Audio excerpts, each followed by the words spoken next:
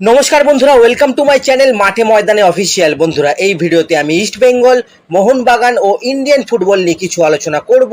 তোমরা যারা যারা আমার ভিডিওটা দেখছো, আমার চ্যানেলটা প্লিজ সাবস্ক্রাইব করে নাও ইন্ডিয়ান ফুটবলের এরকমই আরো আপডেট পেতে। তো প্রথমেই বলি, 31 তারিখ ভারতের খেলা রয়েছে। এএফসি এশিয়ান কাপ কোয়ালিফিকেশনের গ্রুপ সি এর শেষ ম্যাচটা কিন্তু ভারত খেলবে হংকং এর বিরুদ্ধে। খেলাটা সন্ধ্যে 7টা থেকে হবে। তো সেই ম্যাচের আগে আপনারা জানেন ভারত কিন্তু অলরেডি প্র্যাকটিস শুরু করে দিয়েছে কোচির স্টেডিয়ামে। কিন্তু ম্যাচের আগেই প্র্যাকটিস করতে গিয়ে ভারতীয় ফুটবল দল কিন্তু লজ্জার মুখে পড়ল। স্টেডিয়ামের সিকিউরিটি ডিপোজিট জমা দেওয়া হয়নি। সেই কারণে ভারতীয় কোচ খালিদ জামিল সহ গোটা টিমকে কিন্তু জওহরলাল নেহেরু স্টেডিয়ামে ঢুকতেই দেয়নি। কোচের সাংবাদিক সম্মেলন করার কথা ছিল ওই স্টেডিয়ামেই। মানে লজ্জার একটা ব্যাপার। যাই হোক, মঙ্গলবার 31 তারিখ সন্ধ্যে 7টা থেকে কিন্তু খেলা আছে। খেলাটা কিন্তু ফ্যান কোর্টে দেখাবে। এরপর যদি আমরা একটু ভারতীয় ফুটবল নিয়ে কথা বলি, তো এই মুহূর্তের সব থেকে বড় খবর হলো ভারতীয় ফুটবলে প্রায় কিন্তু 2200 কোটি টাকার বিনিয়োগ হতে চলেছে।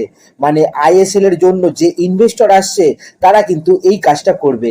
ক্লিয়ারলি বলে দিই, যদি শেষ পর্যন্ত কোনো বাধা না আসে তাহলে আগামী মরশুম থেকে জিনিয়া স্পোর্টস ভারতের নতুন ফুটবল লিগ চালাবে। আগামী 15 বছরের জন্য প্রায় 2200 কোটি টাকার বিনিময়ে তারা কিন্তু এই টেন্ডারটা জিততে চলেছে। মানে লন্ডনের এই জিনিয়া স্পোর্টস আইএসএল এর নতুন মার্কেটিং পার্টনার হবে। আর প্রতি বছরে তারা ফেডারেশনকে 65 কোটি টাকা দেবে, এটা কিন্তু শোনা যাচ্ছে। ডিল মোটামুটি ফাইনাল হয়েই আছে। এখন ফাইনাল চুক্তিতে শিলমোহর পড়বে কিন্তু রবিবার, মানে আগামীকাল। কালকে দিল্লিতে একটা এআইএফএফ এর এক্সিকিউটিভ কমিটির মিটিং আছে, সেখানেই কিন্তু চুক্তিতে শিলমোহর পড়ার কথা আছে। এর আগে আমরা দেখেছি গত বছর ডিসেম্বরে রিলায়েন্স ভারতীয় ফুটবল থেকে সরে যাওয়ার পর কি কেওসটাই নাই হয়েছে।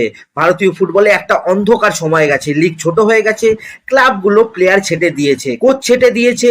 আইএসএল এর সব বড় বড় নামকরা প্লেয়াররা কিন্তু এখন অন্য লিগে খেলছে। একটা খুবই খারাপ সময়ের মধ্যে দিয়ে গেছে ভারতীয় ফুটবল। সেই জন্য এইবারে আগে থেকেই সব গুছিয়ে রাখছে ফেডারেশন, যাতে ওই পরিস্থিতির আর মুখোমুখি না করতে হয়। এবার কথা হচ্ছে, এফএসডিএল তো বছরে 50 কোটি টাকা করে দিত, এবার এই জিনিয়া স্পোর্টস কিন্তু বছরে 65 কোটি টাকা করে দেবে।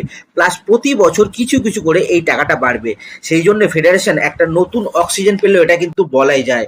এখানে বলে রাখি, ফ্যান কোডও কিন্তু বিট করেছিল। তারা বছরে 36 কোটি টাকা করে দেবে এটা বলেছিল।